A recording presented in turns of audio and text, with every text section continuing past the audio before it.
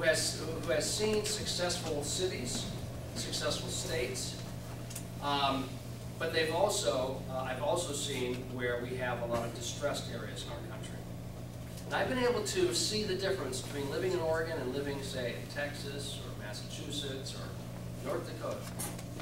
And as I've traveled all these years, and I've always come back home to Portland, which, by the way, my wife and I have kept our business in Portland, even though it really doesn't belong here because there's not much here for our business. We've kept it here because we love Oregon. We love McMinnville County, where we met. We love Washington County, where we've raised our family. We think there's so much to offer here. And yet what really saddens me is that right now, out of 435 congressional districts in this country, ours is the only one without representation. Because we don't have a congressman there. Now, obviously, I tried to do something about that last year, if you followed last year's race. I failed in that attempt last year. But since then, I think a lot of people have buyer's remorse. At least that's what I'm hearing. Even from people who didn't vote for me last year. They are now looking forward to what I call the district do-over. We get a chance to make things right. Because, ladies and gentlemen, I'm sorry for sounding like a homer, but I love the 1st District of Oregon. I think it's the best one in the country. It's best because of the talent that's here. It's best because of the industry and innovation and creativity that's here. It's because we invent things here in the 1st District that the rest of the country can benefit from. It's because we have some of the most beautiful natural resources in the country. We have so much to offer. Here in Yamhill County, we've got the beautiful wineries, the vineyards, the agricultural community. We have in Washington County the high-tech sector, small businesses that are vibrant, leading the country in many of their fields. We have Multnomah County, at least the west side of Multnomah County, which is part of our district. You know, downtown Portland is part of this district. We also have Columbia County up north with the forestry industry. We have Clatsop County on the coast, Astoria, Seaside, Cannon Beach, the fisheries, the tourism industry there, not to mention the tourism that's building here. We have so much to give. We have so much to offer. We have so many reasons why you and I should be doing well, why we shouldn't have high unemployment here, and why our kids and grandkids should be able to stay here, get a good education, and you know what? Not go out of state to find opportunity, but to stay here and grow a career and to build prosperity, not only for themselves, but for their kids, and someday retire here. My kids aren't old enough yet. I mean, I don't have any daughters-in-law. But when I do, I don't want my daughters-in-law and my sons to say, well, Mom, Dad, we'll see you at Christmas time, because they had to go elsewhere to live. I want them to stay here. I don't want them sleeping in my basement for a week and then that's it. That's all the time I see them for a year. And so I think we need representation that knows something about job creation. And that's why I'm running. I know a little bit about this subject. I know in my small business what prompts me to hire, what motivates me to add people. And I know in my small business what discourages me from doing that. And I want to go back to Congress and fix that body which is broken, that body which continues to argue and fight and play games while we back home, largely, not entirely, but largely suffer. And I just think we've had enough of the career politicians. They're not doing us any favors. Those people who've been on the career track to be in Congress someday, we don't need that model anymore. It's not working for us. We've been doing that for years. So that's why I hope tonight, if you haven't already before you got here, I hope tonight you'll leave and decide, yeah, I'm going to support this guy. Because he's what we need. And the alternative is more of the same. And more of the same is not going to get us the results that Oregon is desperately crying out for. So I'm happy to address more about my background, about the way I look at the world. But let's get to your questions, because I know we have only until wherever the clock is here. We've got till about 7 o'clock before we have to leave. So, who's got Jim? Mary Ann, you're going to read the questions for us? I'm going to read the questions. So, Rob, you did just talk about job creation Several of the questions are related. That's why I can both to Jim and to you, Rob. What are you going to do to create jobs and more employment? Some people want to know more specifically about Yamhill County. Others want to know about the nation. First, yeah. There's a lot of things that we're working on. One of the things I've been trying to do is move regulation out of the way. For example, last session had an issue with Red Fox Bakery, and if any of you have tried to run a small business, especially a restaurant or anything like that, you're losing lots of money sometimes. I mean, you're not taking a paycheck and you're paying it out. Well, we had a statute in Oregon law where it was another $600 if you wanted to make cookies and you were a bakery. So you had to pay a $600 a year fee. So I went and got rid of that. There's stuff that we're trying to do at the at the state level, and it's getting together where we can build a consensus where we can actually pass a bill to do this. But we're actually looking at some of our tax codes, measures 66, 67. That was something that was very, very damaging to Oregon. There were a lot of businesses that left the state over 66 and 67. So some people may not believe it, but the letters came into a lot of our offices and we saw them, because the problem we had there was the corporate tax, because it was on your gross sales. It wasn't on your gross revenue. It was your gross sales. So you take an auto manufacturer, for example, or an auto dealership, they're selling high dollar items, and a lot of them, well, they're making low margins off of these cars. Well, but they're getting taxed on their whole $10 million in sales. How is that right? So those are ones that both sides now realize that need to be fixed. So there may be people in here that don't agree with it, but I can tell you there's a lot of Democrats that are saying, wow, we made a mistake here and we didn't realize it was going to hurt us this bad. There's a team of us that are kind of working on that. I actually am not sitting on that group. I'm more focused on healthcare. But there's a few things that we need to do to attract businesses to the state of Oregon, and is what they're looking at.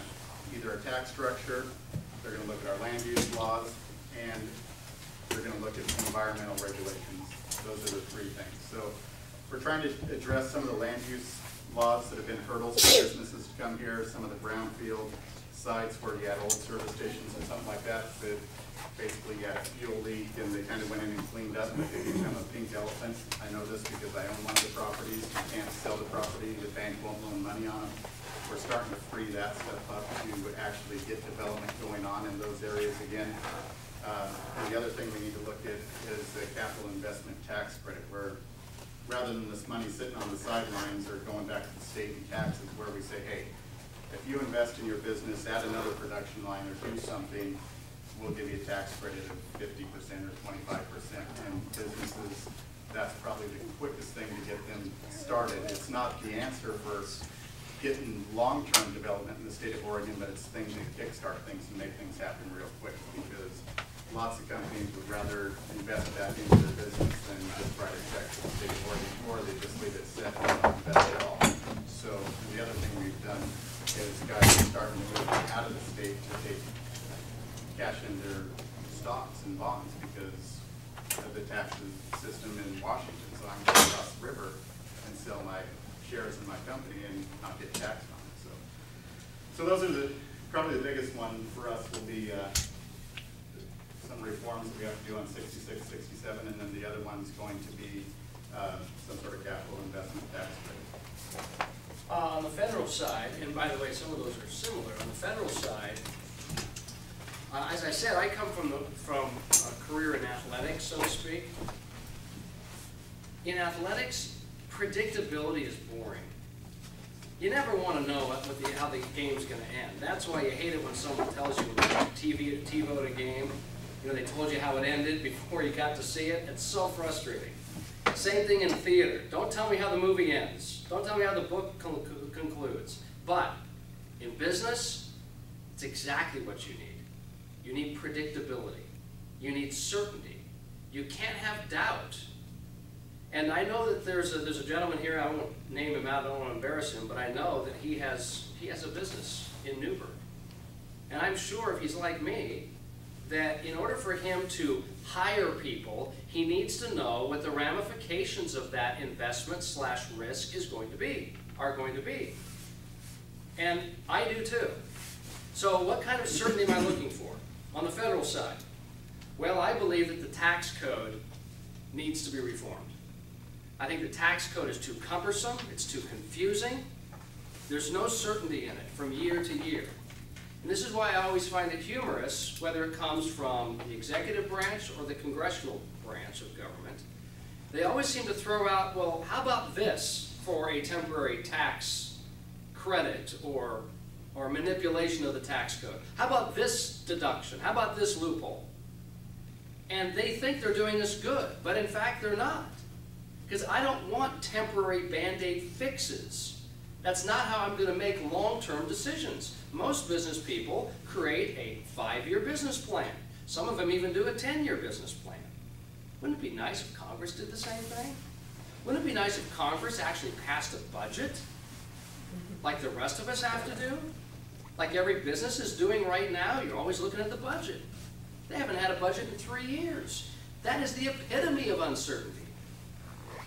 So when I talk about tax reform, I'm talking about eliminating loopholes, and I'm also talking about lowering the rates across the board for everybody. Why would I do this, especially on the loophole thing? Well, here's one quick example, Jim, if I can. General Electric, just one mega corporation that does pretty well.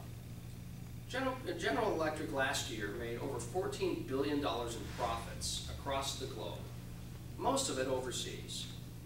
You know how many federal income taxes they paid? 0. That's right. Not a one. I find that to be unfair. Boeing also. Google paid 2%. Now, my small business doesn't get that advantage. Now, why should they, because they're a mega corporation, get that kind of advantage over me? After all, 60% of jobs in Oregon are created by small businesses, not mega corporations. Well, it's because they've got lawyers that I can't afford, they've got accountants, an army of them, they've got lobbyists, they know high people in high places. It's called crony capitalism, and it's hurting our economy. So that's one thing you got to do. Simplify the tax code and make it certain for 5, 10 years down the road, even further. Second thing I would just concur with Representative Whiteman. You've got to make sure that regulation is reasonable. I believe in regulation. It protects us as individuals and it protects our environment. But it's beyond the tipping point. There's one thing I heard, I think it was in July, maybe August of this year. President Obama was traveling through the Midwest visiting farms, and one farmer yelled out to him in a Q&A. He said, President Obama, when we get up in the morning, we like to tend to our crops, not our paperwork. And boy, did he nail it. I feel the same way. I told a story about a small business owner up in Columbia County. Husband and wife team, they opened a small business. I went in there. I knew that they had just opened it within the month. And I stopped by just to say hello, see how they were doing. They don't know me, I don't know them. But I'm curious. And I asked her how things were going. And she said, you know what? We opened up our shop. The day we opened, we got a visit from a federal regulator. Or excuse me, I don't know if it was federal or state, I apologize, but it said it was a regulator. Comes in, says, you have to fill out some paperwork here. So she's in the back room for the next 3 days filling out paperwork that she doesn't even understand, while her husband's trying to market and get new customers to come into the store. They eventually had to hire an attorney and an accountant and a consultant, and you know what? Within 2 months, they're out of business. So that's not the way Oregon should be. That's not the way our country should be. One other thing I gotta say, something we don't have today, and I don't think we had it last year or the last dozen years in this district, we don't have a champion in Congress who's advocating for the industries and businesses that are here. We have no one really back there with an effective, influential voice saying, hey, Oregon's 1st District has solutions for national problems. If you'd let us participate, if you'd let us help out, we'll not only help solve some of those issues, we'll actually create jobs in the process. And I can't wait to go back there and be an effective, loud voice for this district. I've represented some of the top brands in our country. I used to represent the LA Clippers and had success with them. Can't wait to see what I can do with the 1st District of Oregon, if given the opportunity. I think that's critical, Marianne and John. Jim, this question is for you. What ideas do you have to save the city money in the upcoming February session? I kind of went into it when I was talking earlier, but probably the biggest one with all the time and energy that I've been putting into healthcare is going to be the prescription drug going out to bid for generic prescription drugs. I think we're going to see a very, very large savings in our healthcare system just by implementing that one piece of legislation. So that's something that's very doable, that I will more than likely get done and have it passed. The other one that I'm going to do for the healthcare system, because it's one of the forefronts that we're fighting right now, is going to be looking at actually getting the Oregon health card. So I'm going to push very, very heavily for that and making sure that happens, where we put some responsibility back onto patients. Right now, for myself, for anybody else who has health insurance through their business, we have a deductible or a copay. One of the things that you get when you're on the Oregon Health Plan is you don't have a copay. You don't pay anything. Well, the problem is private insurance reimburses about $70. Doctors bill on what they call an RVU, relative value unit. And actually, I have a YouTuber, one of the deals I did with Dr. Eric Swinson, he went through and basically laid it out very, very well, and we have it up on YouTube. But they're billing at $70. Private insurance is paying $70 an RVU. You're about $34 in what Medicare pays. And Medicaid, the state is reimbursing now at about $24. The governor is looking at dropping that even more to where doctors won't take it because they can't be seen now, and they're going to the emergency rooms. I'd rather pay the doctors more and encourage them to go to the doctors or the urgent care facilities and not to the emergency rooms. So I'm trying to get it to where we reimburse doctors a little bit more, set them up on the Oregon Health Card, give them one free emergency room visit, and then have a deductible after that to make them responsible so they don't take their child to the emergency room for a runny nose or an ear infection when they could be going to the urgent care facility. So those are the things that I think that are going to save the state a lot of money. The other thing that I'm kind of battling, that I'm worried about, is the governor's wanting to basically commingle, or he's trying to get a waiver to merge Medicare and Medicaid. So is what's going to happen, your seniors, you're going to see your reimbursement rates go down to try to prop up the Medicaid rates. Now the doctors aren't going to want to see our seniors because they're not getting reimbursed enough. So this is something I bring up in committee over and over, and I think I'm ruffling some feathers with it, but if we don't bring it up, then it's going to happen, and we're going to see our seniors getting hurt, and that's who we need to be taking care of and protecting first. So we'll probably open it up a little bit. Ron, you talk about bringing Oregon solutions to Washington. What are they? Well, I actually just addressed them. Let me give you 2 more examples. First of all, you were talking about healthcare, Jim. And I mentioned at the outset that I've served on the board of Virginia Garcia Memorial Foundation. Virginia Garcia is one of many community health centers in the state of Oregon. I think there's 129 clinics in Oregon, and Virginia Garcia owns 6 or 7 of those. 7 because there's one that's being built right now in Cornilles, no relation. And here's why I agreed to be on that board. Because they came to me a year ago, almost a year ago now, and asked me to serve on that board. I didn't know a lot about community health centers then, as I do now, so I looked into it.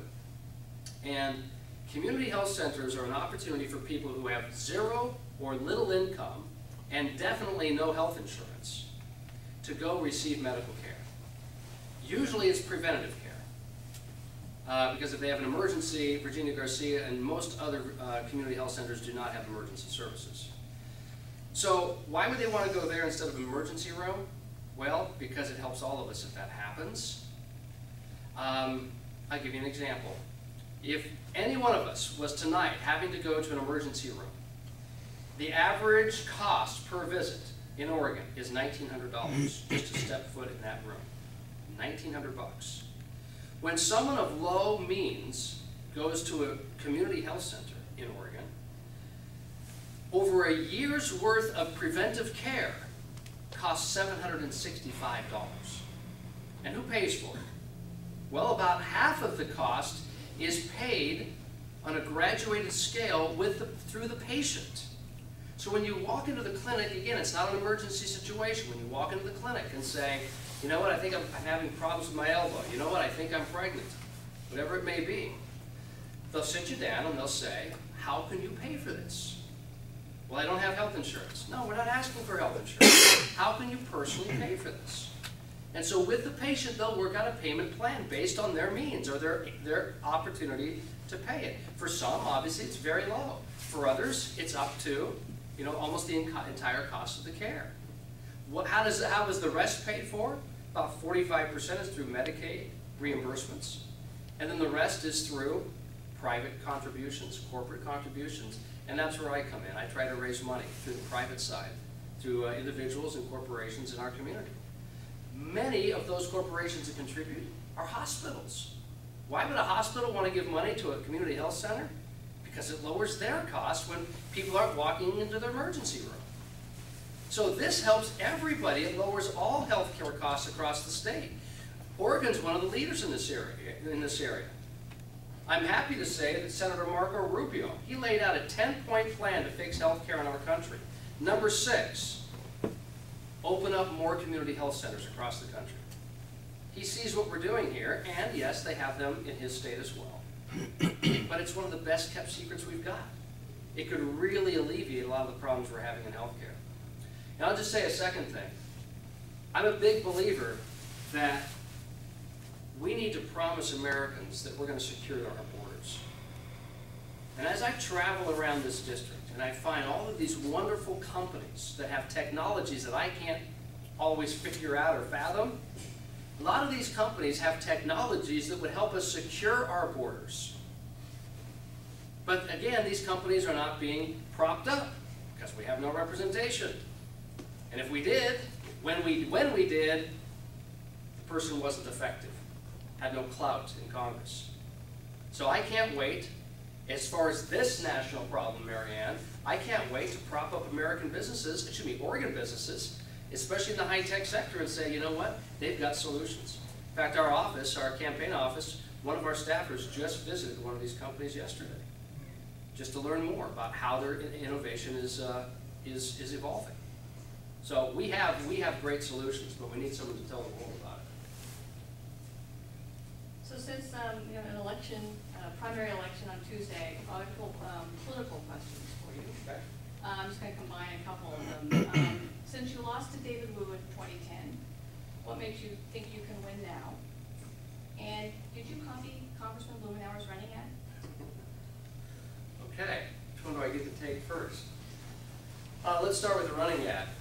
For those of you who don't know what she's referring to, I don't know who wrote this question, but if you've seen my ad, it's been out, I guess, for a couple of weeks. I'm running, because I'm running for Congress. Do you get it? It's a little play on words there.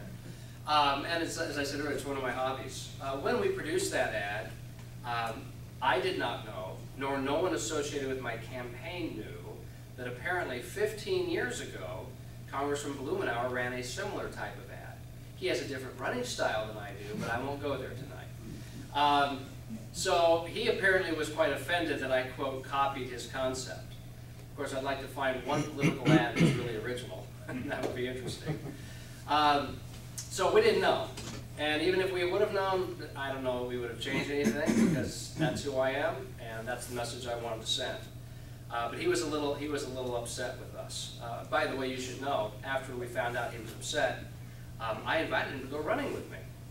I figured, hey, since people would like members of Congress to talk more, converse more like Jim describes as he does in Salem, and Salem's been really good at that this last year. Why shouldn't we do the same thing in Washington? So I put out word to the congressman. I said, why don't you and I go running together on Saturday morning? This was a week ago. And he sent word back through his scheduler left a voicemail at our office saying he was busy. So apparently he doesn't really want to talk with me, but I'll keep trying. The other question was about last year. Well, frankly, some people have asked, what's changed?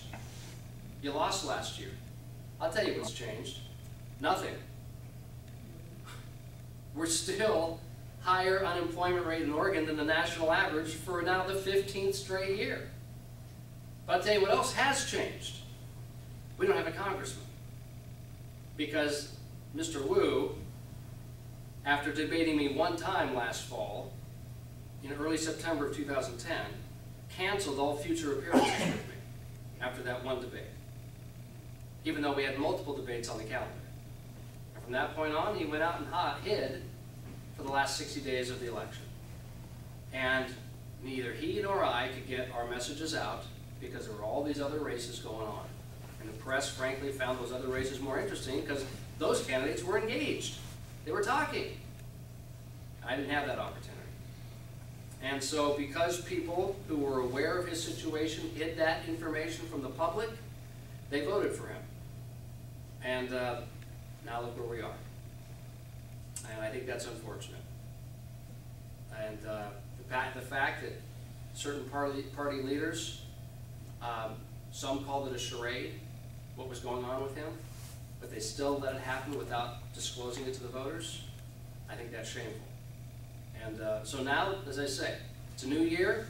I'm very happy to tell you I've got all kinds of bipartisan support. One quick piece of evidence. I have 18 mayors in this congressional district that have already endorsed me. That's almost 60% of the total mayors in this district, Republican and Democrat. Of all the other candidates running in the 1st Congressional District right now, there are 12 others running on the ballot, Republican and Democrat. Of those 12 combined, they have one mayoral endorsement.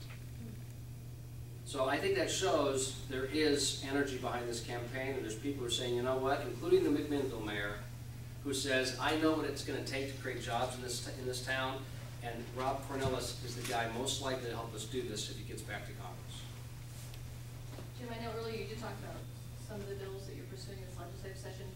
One questioner wants more details on your plans to protect private property rights. Ooh. Well, there's a bunch of things that we did there. Oregon, we've implemented a lot of land use laws in the state, and it was kind of funny. Last session, we had some people coming in that could donate large sums of money to different campaigns and everything, and then all of a sudden wanting some special deals on their land use. One bill that we passed across the floor that I voted for allowed for 3 resorts to be established in the Silvies Valleys as a trial basis, just to see how they worked out. Goes over to the Senate, and it comes back and it's narrowed down to 1 resort, and it calls out the township and parcel. I'm thinking, something's funny here. I go and look. It's a guy who owns the Banfield Pet Clinic, gave the governor 10 grand and a bunch of other people, and like, whoa, this isn't right. Why are we excluding everybody else from this opportunity and letting 1 person have this ability? Other thing we have in our land use is where we do our restaurants. Everything's supposed to be commercial areas or industrial.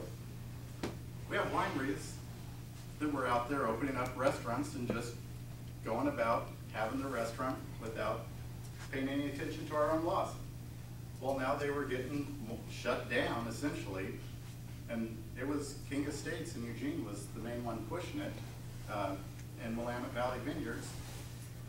And so they passed a law saying if you produce, I think it's like 500,000 gallons of wine, you could have a restaurant.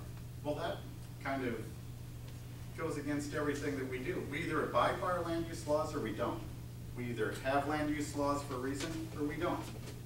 So I stood up and spoke out against it. Plus, it hurt everything that we did with the zoning for our own wineries in the district. So there was a huge uproar in the wine industry, and we made the bill quite a bit better. But did we make it fair for all Oregonians? No. And that's the biggest thing that I'm trying to do, is protect people's property rights. So when you buy your property, you maintain the ability to do what you bought that property for, what it was established, what your property rights were at that time. government should not be able to come in and take your rights away from you when you've bought your property. And that's something that needs to change in the state of Oregon, because that'll happen quite frequently. Oh, shoot. Drawing a blank here. Which one was it?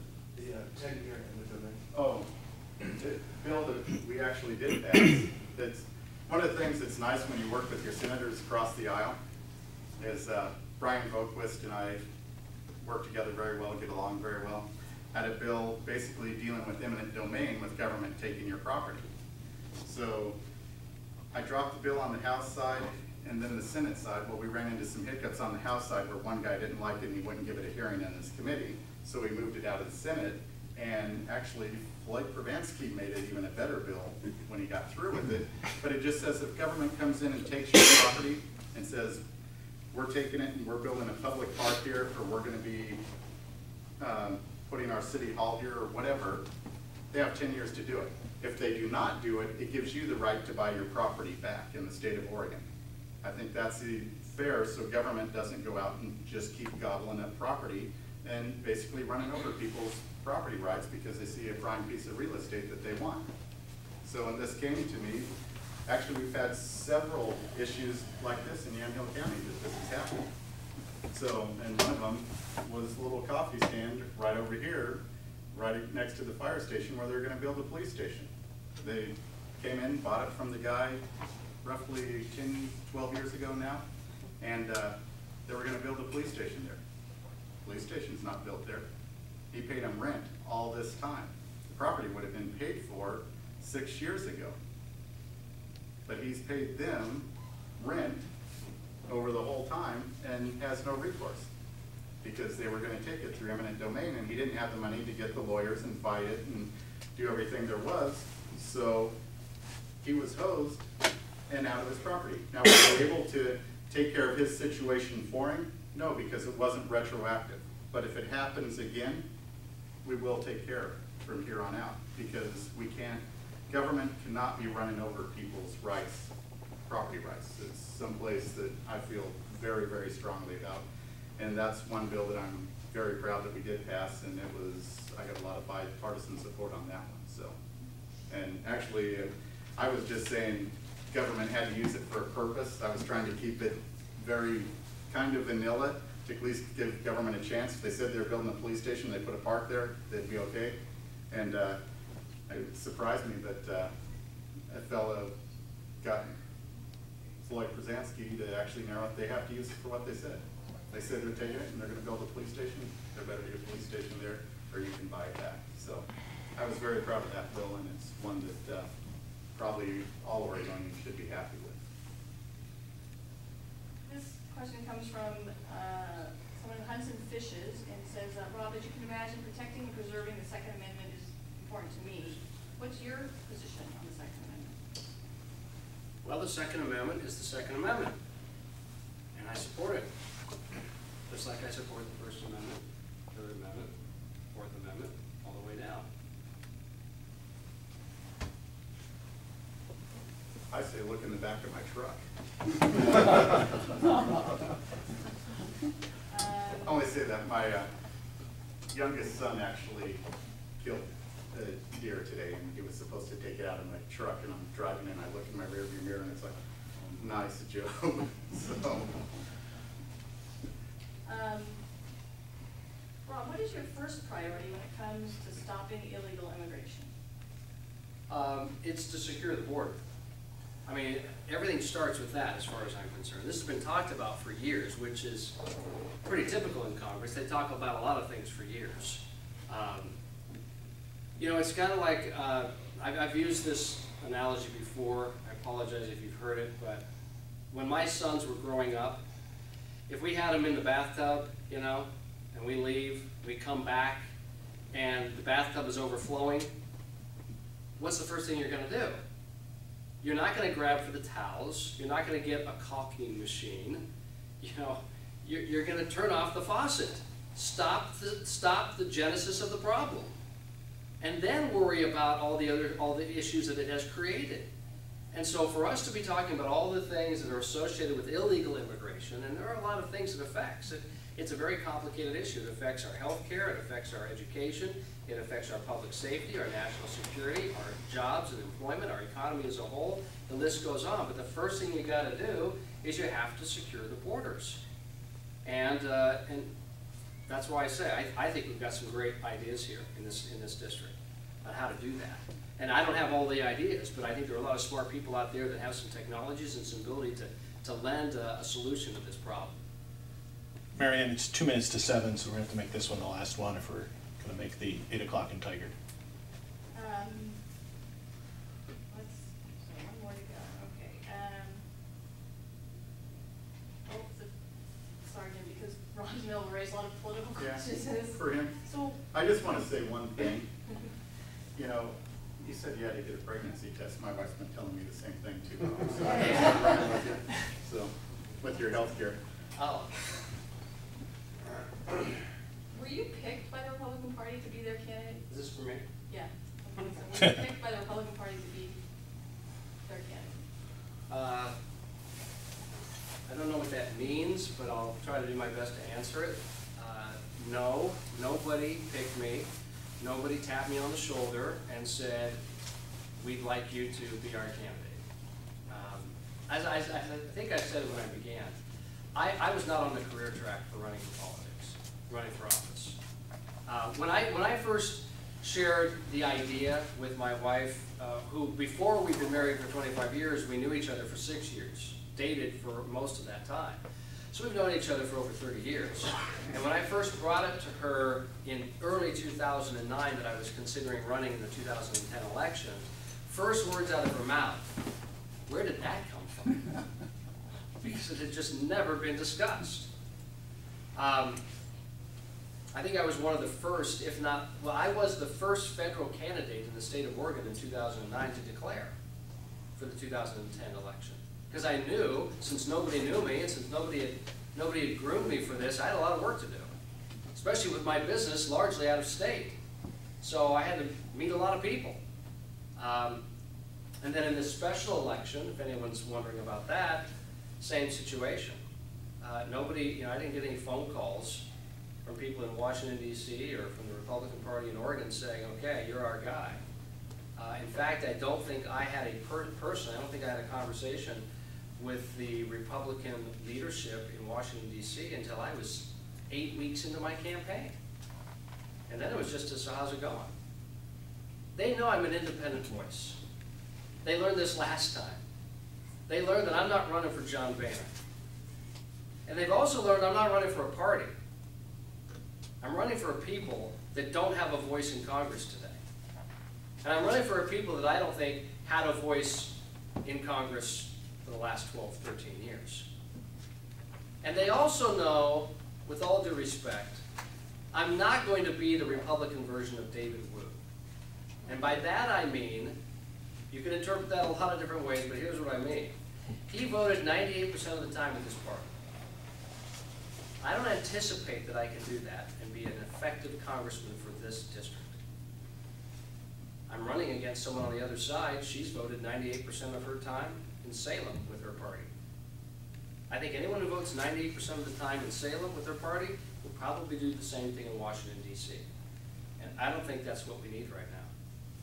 So I've said to the Republican leadership, you know what? I'm running my own race because this is something I think Oregon needs. We need independence, we need leadership, we need effective voices, and I am not going to be a check mark for you. And I've already said that to the House leadership on the Republican side. You may think I'm crazy to have said that, but so be it. I'm not running for them. So, thank you for your question.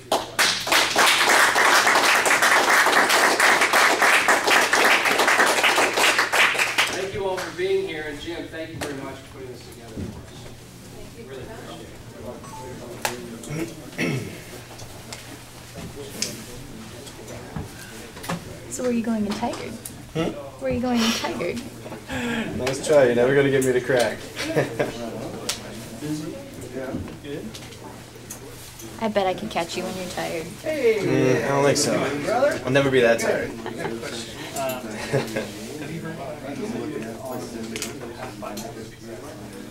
Which one?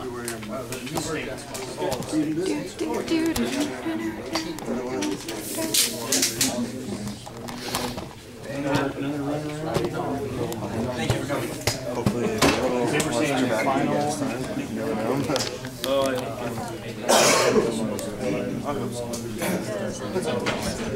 I actually beat what they call two.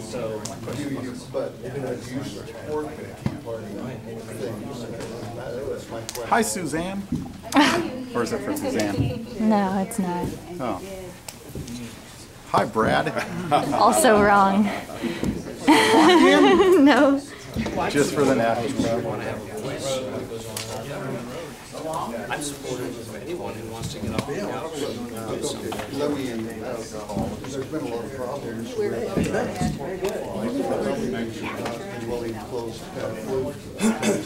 But I hear that you have said that you wanted to do that, so that's a good thing. But you know, the Tea Party has kind of really held back and drug their feet in the sand. And I wouldn't want that. I wouldn't want you to be there doing that. I appreciate that. So I don't intend to just go and sit on the back bench. You're not getting any money from the Are you receiving money from the Republican Party, the National? Well, you can look at our FEC report to see how we give anything. It's all public information. And if members of my party want to continue with that. No, that's good. Did you receive money from Maynard's campaign? Or Maynard's, Yeah, but that's not uncommon in a congressional race. Yeah, but it kind of means you're bought and sold before you get the town. You're talking about somebody else. Well, but that's how the big money gets involved, and that's what we need to do. How much is Maynard has controlled his party by doing that, and that's why they end up voting at 99%. So that all the Republicans vote one way and all the Democrats vote one. Both sides are bad about it. So you're supportive of the movement, the Occupy movement? What I've said about Occupy Portland is that if they're upset because they can't find work, if they're upset because Wall Street bankers are getting away with things they shouldn't get away with, if they're upset because our economy is not moving forward, crony capitalism is taking place, I'm with them on that. What I'm not for is for people who want to infringe on people's rights to enjoy public property. So when it gets to that point, I think we have to have plans. Do you believe we need more banking regulation? I think we need to apply the regulations. How about money, how about the big banks receiving money from the feds and being able to invest in your stock market, basically, play the stock market with Fed money? I'm no apologist for big banks, and I don't know specifically what you're referring to. How about the micro trading, the millisecond trading of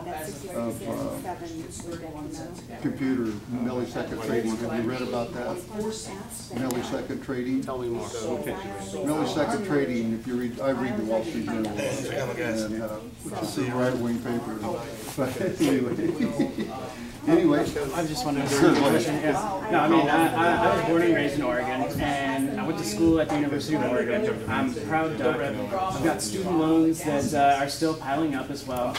You know, as a young person, reaching into the job market, really looking to elevate myself by using my degree. What sort of jobs do you think would be best to bring to Oregon that don't currently exist here? Well, some do exist, but there's, again, very little incentive for people to risk or invest in Oregon to create an opening for you. Certainly the high-tech sector, all around the state there are different industries that could hire you. One of the things that I've tried to do is look at our assets that we have locally. We have a very creative community here, especially north of us, and they're largely unemployed right now. I've been talking for the last year about how we should work to maximize or capitalize on our assets here, both human assets as well as real assets, and do what we can to bring more of a creative content creation, media creation to this project. I've got some friends that I've worked with to try to present that idea to government officials, City of Portland, Multnomah County, the State Treasurer's Office. And for the most part, they've been very receptive to it, but it requires leadership and action. Right now, what I say. How do you feel about the Port of Portland as an international port that does business with countries from all aspects of the world?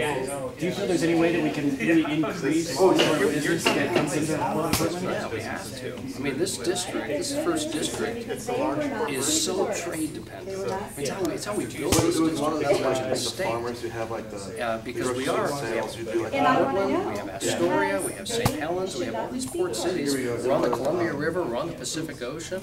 We're right there, on the Pacific Rim with 40% of the world's population in Asia. We ought to be much more aggressive, working these free trade agreements, making sure that our partners play by the rules. But if we do that, we can export more out of here, and that creates jobs. But our last congressman didn't want to deal with trade for the most part, and so we're suffering as a result. Well, you want fair trade, not free trade. Fair trade, right? I'm talking about the free trade agreement. Oh, yeah, we have a trillion deficit. That needs to be addressed. How would you address that? $1 trillion deficit. Sal's That's what got the a list executive of branch is there to do, is to make sure those trade agreements are But made. it takes the House and the Senate to make all that happen too. And to make that, to force that, and to pass the laws to make it right. That's right.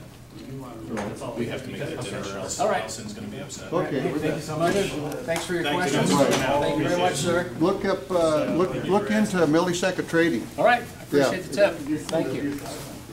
Good, how's your Cougars? How'd they do today? I know. Sorry about that. Take care. Okay, we'll see you.